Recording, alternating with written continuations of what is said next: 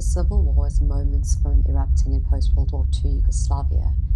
Different regions fight for their independence.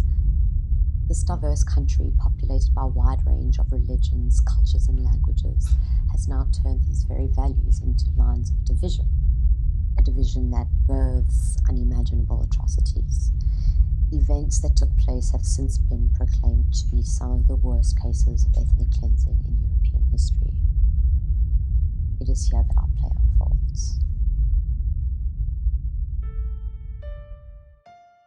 The play starts at the beginning of the war in 1992. We're introduced to three characters, Alexander, Mirela, and Slobo. They've been childhood friends. They've known each other since they were 6, 7 years old. Alexander and Mirela are lovers and they're set to be married. Alexander is a Bosnian Serb, Mirela is a Bosnian Muslim. But they grew up in a world that was a communist regime, where religion was not part of their identity. And all of a sudden, when the war starts, the civil war starts in Yugoslavia, the division starts. And what is so powerful about this piece is we see how the division between the Bosnian Serbs and the Bosnian Muslims, how that divides Alexander and Mirela's relationship. We tell the story through the eye of a South African photojournalist, Peter. And he is kind of a representation of the audience. He comes in very naive, ignorant, not knowing the culture. He is kind of a representation of the audience. I was about 6 years old when I first learned about the Holocaust and the history of my people and became aware of genocide. And we were in a small auditorium, and I remember we were watching footage of the Holocaust, and it was very stark black and white footage.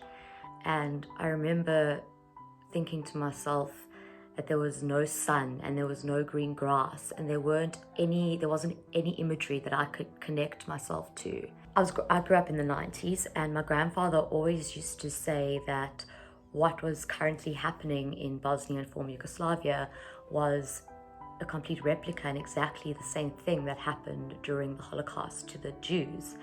And he always used to say, we say never again, but it is happening again.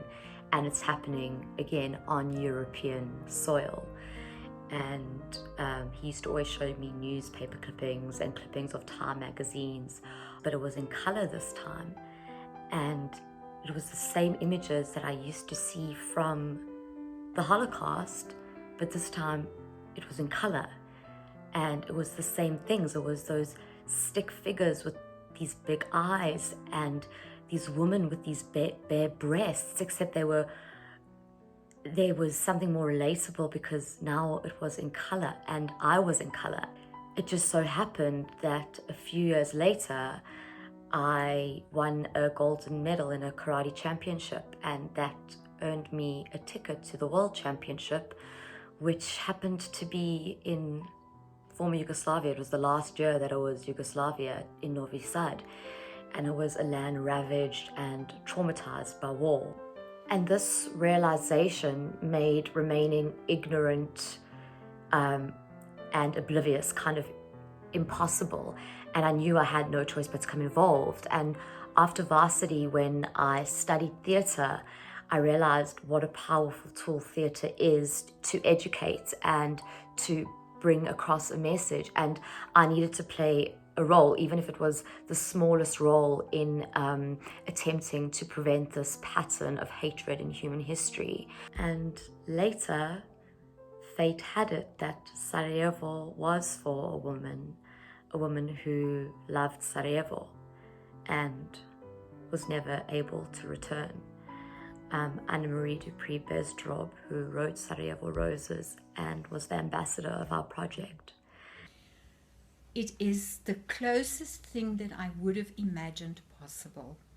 I've seen the play several times, and every time I think this is uncanny. It really, really transports me back, body and soul, into that period during the war and being in Sarajevo. And experiencing all of this, because I knew people who are represented by each one of the characters, and of course each one of them for me represents several people. So and then the atmosphere is great. The music, the sound, the lighting, everything together really captures that. I would have not believed it. When I'm there, I feel like I'm back in Sarajevo in the 90s. The relevance for me is that the message of war is universal. It doesn't matter where a war happens, how many people are involved, on which continent of the planet it is. Wars are the same. The warriors react the same. The victims experience the same trauma and pain. So it doesn't matter where you go with a war, the human experience will always be the same. So I think one of the things that attracted us to Rwanda and wanting to perform in Rwanda is at the very time that this was happening in Bosnia, so was the genocide in Rwanda happening. And I think what's incredible about this show is it holds up a mirror. And all these situations, whether it's Rwanda or Bosnia or the Holocaust, there are intertwining similarities that we cannot ignore. I think there's multiple topics that Sarajevo touches on. It's not just about war. It's not just about genocide. We touch on social topics that are incredibly relevant, especially today. We use the context of the story and of the play to discuss toxic masculinity and gender-based violence, which we are all as a society dealing with on a daily basis. And it's something that we need to be aware of, especially as men. We need to acknowledge that there is this issue. This is when we first realized that the piece was more than just theatre. We realized that this piece could actually be used to give other people who have suffered the same trauma a voice, a safe space to express their stories, tell their stories, to let them feel like they're not alone, that there are people, young people at the bottom of Africa who know their stories, and gave them really a platform to engage and to express and to feel.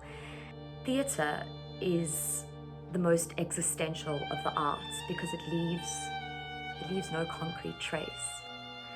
And theatre's power is in the audience's knowledge that when those lights go down, for the however many hours, every single person in that darkened room is going to share an experience that is entirely unique.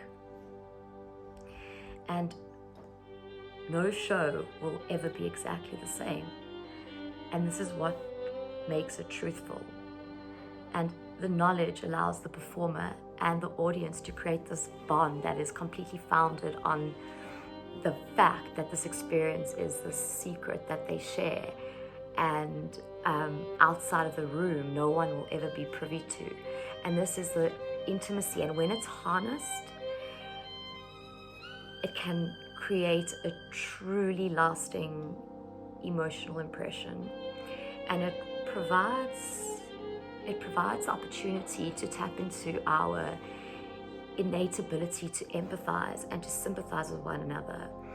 And this way, tales that may seem from a faraway place, from Rwanda, from Sarajevo, from Syria, all of a sudden seem close and personal, and it reminds us that we all come from the same human condition.